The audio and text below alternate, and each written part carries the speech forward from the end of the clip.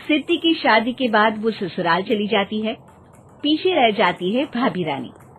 सिद्धि के ससुराल जाते ही भाभी कहती है, अरे वाह जी वाह, सारे कपड़े मेरे।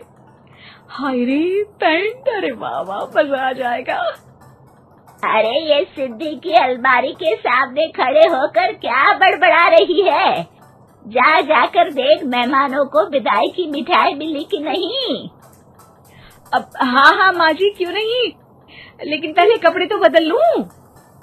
अब रानी आ जाती है सिद्धि के उन कपड़ों में जो वो ससुराल जाने से पहले घर छोड़ जाती है। अरे रानी, कुछ दिन रुक जाती। अरे ये तो सिद्धि बिटिया को मैंने ही दिया था, बड़ा ही फबता था उस पर, तुझ पर तो कुछ खास नहीं लग रहा।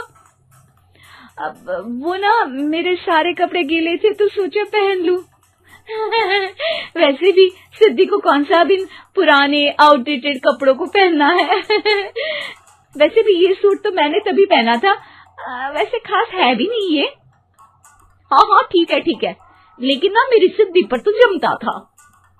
सारे मेहमान चले जाते हैं और सिद्धि ससुराल से मायके पहली बार आती है। अपना घर, अपना कमरा, अपनी अलमारी। ये बोलकर जैसे ही सिद्धि अलमारी खोलती है तो सामने उसके कपड़ों की जगह कुछ और ही रखा होता है। माँ, ओ माँ, जरा कमरे में तो आना। सास और रानी वहां पहुंच जाते हैं। रानी ने पहनी होती है सिद्धि की जींस और टी शर्ट। अरे भाभी, ये क्या? ये तो मेरी बड़ी ही महंगी टी शर्ट है, इसे आपने घर में क्यों पहनी है? अरे बहुत मिलती है दीदी ये चौक की मार्केट में, 150 में। ओ भाभी प्लीज, ये एरोपोस्टल है, 2000 की एक टी शर्ट। ओह, 2000 में तो दीदी 4 साड़ी आ जाए। अब क्या बोलूं? भाभी, ये मेरी अलमारी में छोटू के कपड़े, तो मेरे कपड़े कहाँ हैं? मेरी अलमारी में? अब दीदी आपको कौन से पुराने कपड़े पहनने थे? माना भाभी, लेकिन मैं जब घर आती तो यही सब पहनती ना। अरे तुम तो बड़ी कंजूस हो दीदी।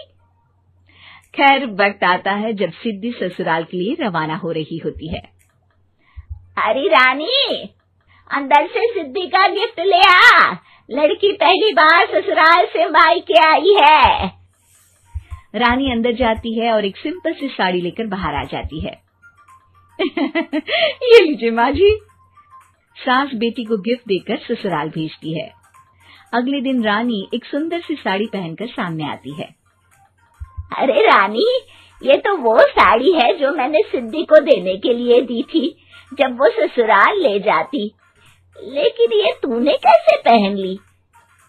अरे माँ जी, ये साड़ी तो मुझे बहुत पहले से ही पसंद थी, लेकिन चिंता ना करिए, मैंने सिद्धि के लिए भी अच्छी सी साड़ी दी है। हाँ। तभी सिद्धि का फोन आता है। क्या माँ, कुछ अच्छा तो दिया होता ससुराल ले जाने के लिए। अरे पहले दिखा दिया होता। ये चमकते हुए पैकेट में नौकरानी वाली साड़ी मत दिया करो माँ। अरे बेटे, वो तेरी भाभी ने ना गलती से उससे पैकेट बदल गया। हाँ, मैं कल ही तेरे भाई के हाथ से तेरा वाला पैकेट भेज दूंगी। अरे रहने दो माँ, आई एम श्योर भाभी ने अभी वही साड़ी पहनी होगी जो तुमने मेरे लिए रखी थी। तुम तो समझ नहीं पाई उनको। खैर छोड़ो, मैं ज्यादा बोलती अच्छी नहीं लगती, रहने दो, आपको उन्हीं के साथ रहना है, फिर बात करेंगे। सास को रानी पर गुस्सा आ जाता है। वो उसके कमरे में जाती है जहाँ वो शादी का एल्बम देख रही होती है। रानी, मार्केट जाकर एक ऐसी ही साड़ी लेकर आ, कल प्रतीक जाकर सिद्धि के घर दे आएगा। अरे क्यों माँ जी, कितनी साड़ी देनी है दीदी को? यहाँ कोई सेल लगी है क्या? अरे चुप कर, मेरे बेटी के हिस्से की साड़ी खुद पहन ली, अब ज्यादा ज्ञान बांट रही है। एक दिन सिद्धि का फोन आता है। माँ, मेरी सास ने आप सबको खाने पर बुलाया है। सारे लोग सिद्धि के ससुराल पहुँचते हैं। खाना खाकर वो लोग निकल रहे होते हैं कि सिद्धि की सास सभी को गिफ्ट देती है। अरे बहन जी, बेटी के घर का खाना खा लिया, यही बहुत है जो आप ऊपर से गिफ्ट भी दे रही है। अरे बहन जी, आप भी कहाँ इन बातों पर विश्वास कर रही हैं। सास सभी को गिफ्ट देती है, लेकिन रानी को जो साड़ी देती है वो अजीब सी हरे रंग की लाल रंग के बड़ी छाप वाली होती है। अरे छी, ये कौन पहनेगा? सासू माँ को तो जरी वाली इतनी सुंदर, और मेरे लिए ये नौकरानी वाली।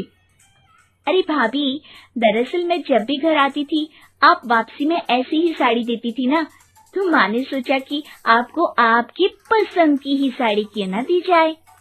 बेचारी रानी, बोलती भी तो क्या। सिद्धि और सास रानी का चेहरा देखकर हंसने लगती है, तो रानी समझ जाती है कि अपने ही बिछाए जाल में वो फंस चुकी है।